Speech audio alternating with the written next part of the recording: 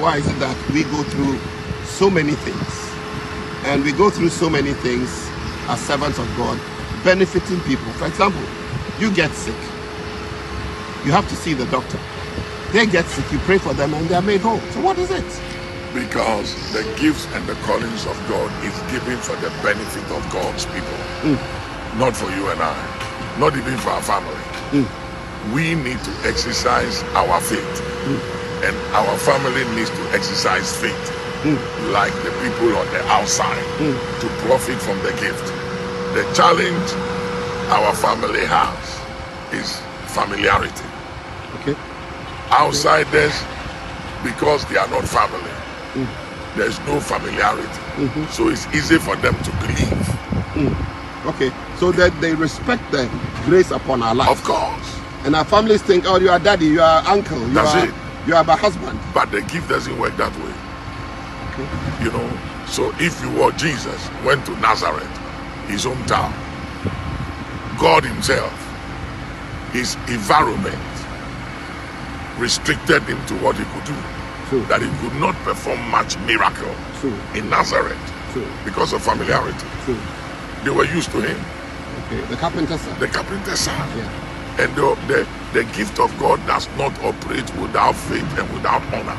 That's what the Bible says. Anything done without faith is sin. So what about, what is the problem with familiarity? Why do people come to the place of familiarity and throw away the gifting? God operates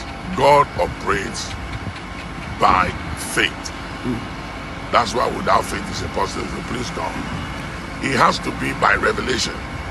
Okay. That means you have to go past reasoning, logic, and philosophy.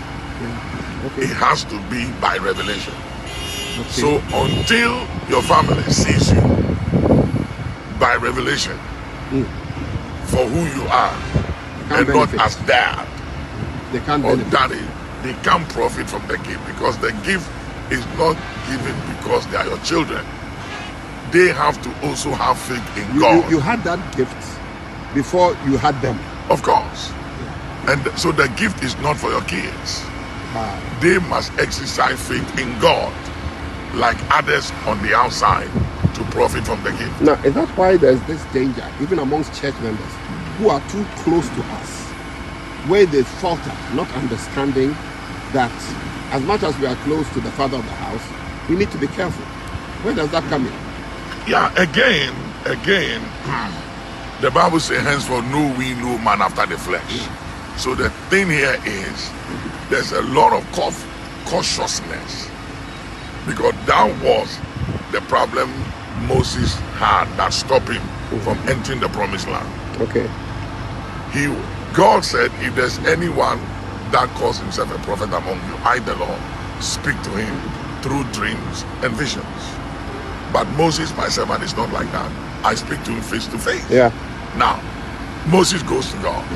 God talks to Moses and said, I'm sending you to Pharaoh. Moses said to God, I can't speak. I'm a stammerer. So God said, okay, don't worry. I'll talk to your brother Aaron. So God said, go meet Aaron. I'll talk to Aaron about what I've told you. So it to confirm what I've said.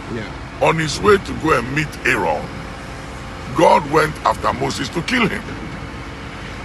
That is something I have found hard to understand. Yeah, he was in breach of ordinance. He was in breach of the ordinance. Was it where his wife his son was not circumcised? Yes. Yeah. And God could have told him that you can't come before me and not be circumcised. You can't come before me and not circumcise your son. What's wrong? But God said that was his responsibility. Not mine. Not mine. If he's in breach of the covenant, I'll kill you. Wow. Even though we speak face to face and you are my body and my friend. Tell you, working with God is dangerous. Papa. And the wife, immediately being the daughter of a priest, understanding ordinance, and covenant, understood that, you know something, if God wants to kill my husband, then it's because he's in breach of the covenant. So she took a sharp stone, circumcised the son, and God left. Wow. God left. And if you look when Moses smote the rock instead of speaking to the rock, immediately God said, you are out of order. Stand down, get out of the way. Okay, can I ask a question here? Yeah. Yeah, like when God gives you a word, Yeah. and that word, you are supposed to follow it to the letter. Yeah. So does it mean that if you do the word, but do it not the way God has asked you to do it, there will be an issue with you? Definitely, God is the God of patterns and protocols. Okay? So he has a pattern and a protocol on how he does things. But working with God is obedience and also flexibility. Okay. And also sensitivity. Because 1 minute God told Abraham, sacrifice your son, kill him. Then the same God, when he was going to sacrifice him, don't touch him. So if he wasn't sensitive to the Spirit of God and flexible, and he followed just the first voice he heard, he would have killed the son. So maybe God always has a plan, and he pushes us towards his obedience to him. And then he will put the next level there. Yeah. And as we follow the next level, then comes another level. Of course. Okay. But it's yieldedness, obedience, sensitivity, and total and absolute dependence and rely on God. That he's the only one who can help us. Yeah. And we have nobody else. Yes, and you have to become a vessel and a channel, and don't be set in your ways when it comes to God. Don't be too familiar with God. Yeah, that's dangerous. Don't believe that God will do the way you want him to do it. Yeah. He never does it that way. Or even do it the way he did it yesterday. Yeah. You know, because there are so many things over the years I've learned about dealing with the ways of God. There's a difference between the ways of God and the acts of God. Okay. And the ways of God is something that it takes absolute reliance, dependence on God on a daily basis. I mean, 1 minute God was going to kill the Israelites, and he said to Moses, leave me alone to kill these people. Can you believe that God said to Moses, leave me alone? Don't trespass. Don't stand in my way. Don't stand in my way. I'm going to kill them. And Moses said, no, I'm not going to leave you alone. And the boldness of the man. And he backed in with God and reasoned with God. And the Bible says, and God repented. God changed his mind.